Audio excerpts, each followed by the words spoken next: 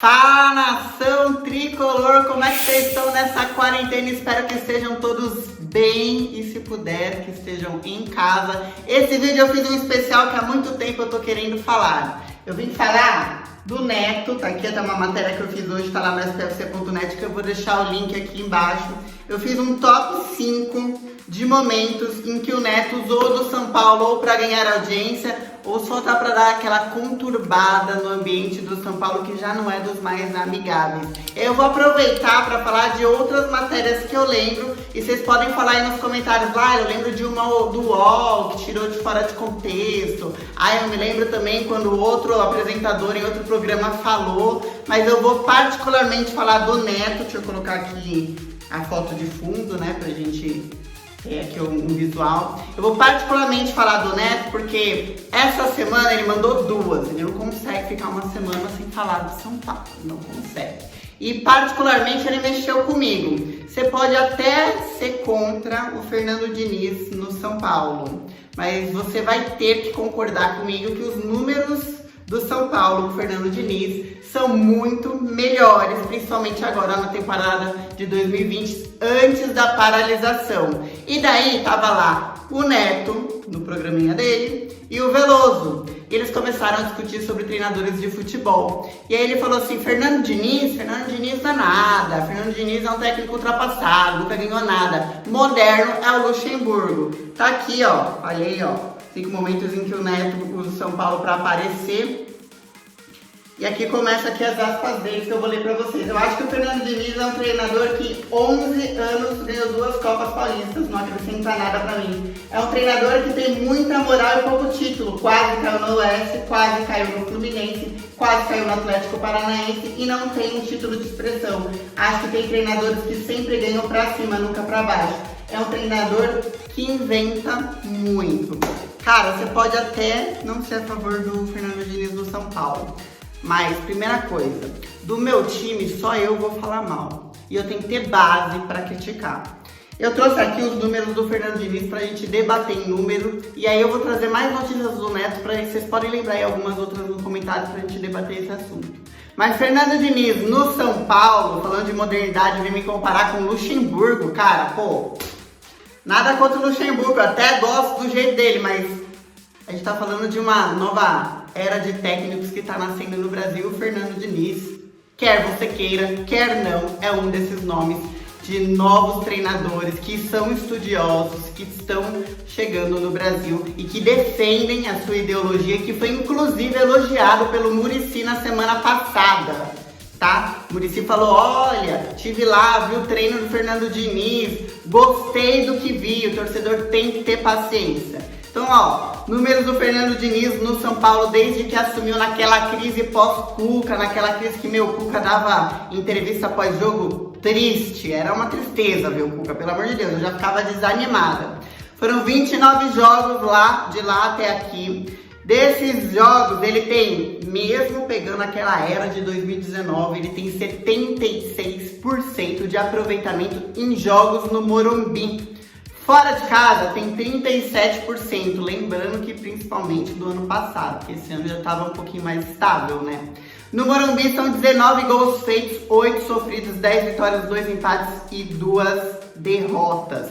Fora de casa são 15 gols feitos e 16 sofridos, total de 56% de aproveitamento. Se você lembrar que a gente é uma torcida que estraçalhou técnicos nos últimos 10 anos, é um baita de um aproveitamento.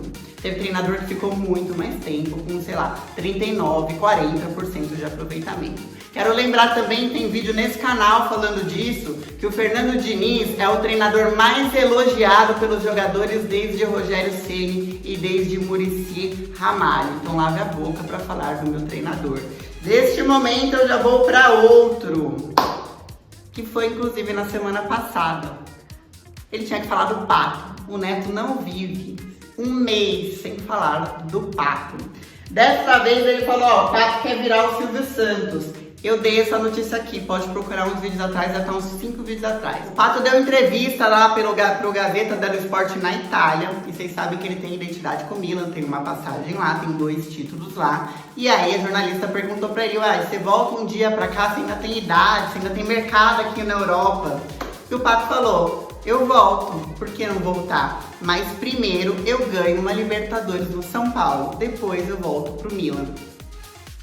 Certo? Bonita frase, legal, ganhou uma Libertadores, pode ir quando você quiser depois, tá liberado.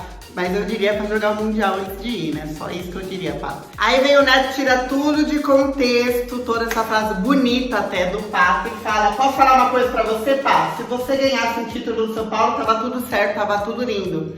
Em seguida ele diz que é uma falta de respeito do Pato falar que um dia vai voltar pro Milan. Não achei nada demais, gostaria inclusive que você comentasse o que você achou, fez um escarcéu. E por que eu estou falando disso? Porque tem torcedor que vai na onda, tem torcedor que vai lá no Twitter, teve torcedor que me mandou mensagem falando, você viu o Pato se oferecendo pro Milan, não ganhou nada aqui, agora que tava reacendendo já tá se oferecendo? Não tá se oferecendo não. Isso é palavra do Neto no programa dele, mas o Pato não se ofereceu pro Milan. É o contrário, o Pato quer ficar no São Paulo e ele tem mercado na Europa e o Milan inclusive está de olho nele. É isso. Aprendam a enxergar e não cair em jogo da mídia, ainda mais do Neto, vocês sabem. Corintiano, né, gente? Mais um, de pato pra pato. Antes de eu falar dessa do vou torcer pra vocês caírem, já a gente fala desse. Eu vou falar dessa daqui do Pato, vocês lembram? Inclusive nesse canal a gente falou primeiro. Pato ficou nessa novela durante 4 meses, volta pro São Paulo, não volta pro São Paulo, rescinde na China, pagou a própria multa, veio pro Brasil. E aí ficou aquela, recebeu proposta do Santos, recebeu proposta do Flamengo, recebeu proposta de um monte de time. E eu tenho aqui um vídeo do Neto falando que o Pato ligou pra ele e que ele ia pro Palmeiras. Eu tenho uma informação. Quando ele veio, e a informação é minha, quer me desmentir, me desminta. Pato, Gilmar Veloz, que é o procurador, me desminta no ar. Quando ele falou que queria vir pro Palmeiras, que ele não precisava de dinheiro, que ele não ia voltar a jogar futebol por dinheiro. Isso que ele me falou, que me ligou ontem. Certo? Como foi em off, eu não vou falar mais. Em off é em off.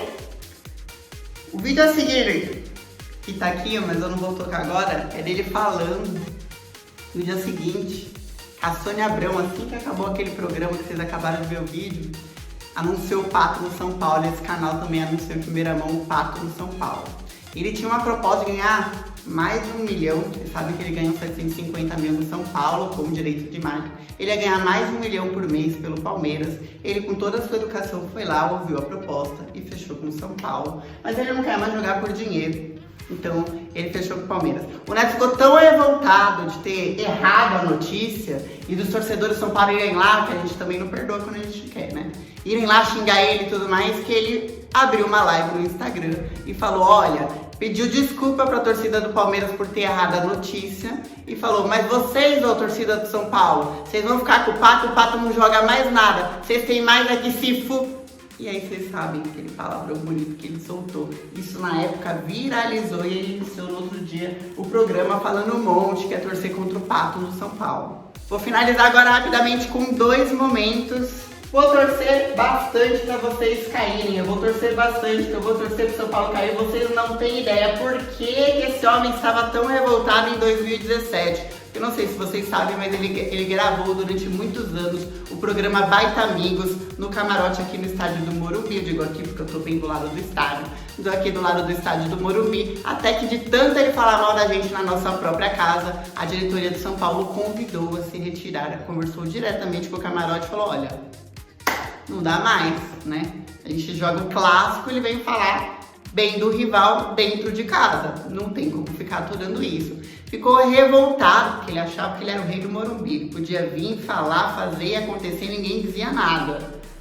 Que falou que ia torcer pra gente cair em 2017. Se lascou, incaível, na pior crise da história. A gente não caiu, engole essa, Neto. Vamos finalizar com essa daqui. E essa eu gosto de pegar... E é o motivo de todo esse vídeo. Eu não vim aqui só para falar do mal do Neto gratuitamente, não. Eu vim aqui convidar você a raciocinar. Se você já acompanha meu canal e meu trabalho há muito tempo, você sabe que eu faço sempre isso. Eu sempre pego uma notícia e falo, meu, raciocina comigo, porque A gente é imprensa São Paulina, a gente torce pro São Paulo, a gente tem um coração, a gente torce junto, a gente sofre junto, a gente faz campanha pra lotar estádio, a gente viaja pra PQP pra ver jogo. Se a gente se abandonar e entrar nessa onda, o que vai ser do São Paulo? A gente só não caiu em ano como 2017 exatamente porque tínhamos uns aos outros. Vamos lá! São Paulo ia retornar no dia 6 de janeiro, ia reapresentar os jogadores e iniciar os treinamentos. Só que alguns jogadores tinham saído de férias um pouco depois por causa de lesão e outros jogadores tinham saído de férias antes porque a gente jogou o último jogo do ano passado do Brasileirão contra o CSA com a base, que o Fernando Diniz já quis poupar todo mundo, aliás, muito inteligente a decisão dele. Aí o Neto ficou sabendo que o São Paulo só ia se representar no dia 8, deu mais 2 dias de folga para igualar as férias de todo mundo. Foi lá e escreveu no blog dele: a diretoria do São Paulo tá brincando com a cara do torcedor São Paulino, como é que pode? Vieram me falar que o Daniel Alves estava tocando bumbo na praia e o Pato nos rolês glamourosos por aí e outras coisitas a mais. Pouco me importa, agora que você já lançou a bomba, pouco me importa. Agora que gera estranheza é a direção, o técnico Fernando Diniz, acertar tanta folga para essa boleirada. Tem coisa que não tem como engolir. Fiquei sabendo que a direção adiou para o dia 8 de janeiro a reapresentação do time, que anteriormente estava prevista para segunda-feira, dia 6. Quer dizer, pegou uma informação que tinha um contexto interno. Vocês sabem que o Fernando Diniz é elogiado pelos jogadores por causa disso, por unir o elenco, por conversar quase como um psicólogo. Ele tem esse feeling paterno, que ele fala com jogador por jogador. Agora mesmo na paralisação, ele liga um por um: o que você está fazendo, o que você está treinando, como é que você mantém um grupo unido a tanta distância, né? É exatamente porque ele tem essa característica, por isso que ele voltou no dia 8. O Neto vai lá, deturpa o negócio e cria já uma crise. Porque, deixa eu colocar esse negócio aqui pra ficar melhor. Porque a gente já tem a fama de ser uma torcida que derruba técnico, porque a gente já tem a fama de ser uma torcida que entra na pilha de mídia. Então esse vídeo é especialmente para você relembrar de casos como esse, porque não é só o Neto que faz. São vários portais que fazem, e porque uma hora a gente vai voltar dessa paralisação, uma hora a Libertadores vai reiniciar, e vocês sabem que ano de Libertadores, o principal alvo, mesmo que você tenha Jorge Jesus no Flamengo, é o São Paulo Futebol Clube. É um vídeo para você raciocinar e ele ainda vai viralizar no momento certo, porque eu acredito que logo logo a Libertadores está de volta. Gente, obrigada pela companhia nessa quarentena. Aqui embaixo vai estar o link do canal Reis da Raça, que é onde eu falo de todos os times de futebol, não somente de São Paulo. Um grande beijo para vocês, se você puder. Fiquem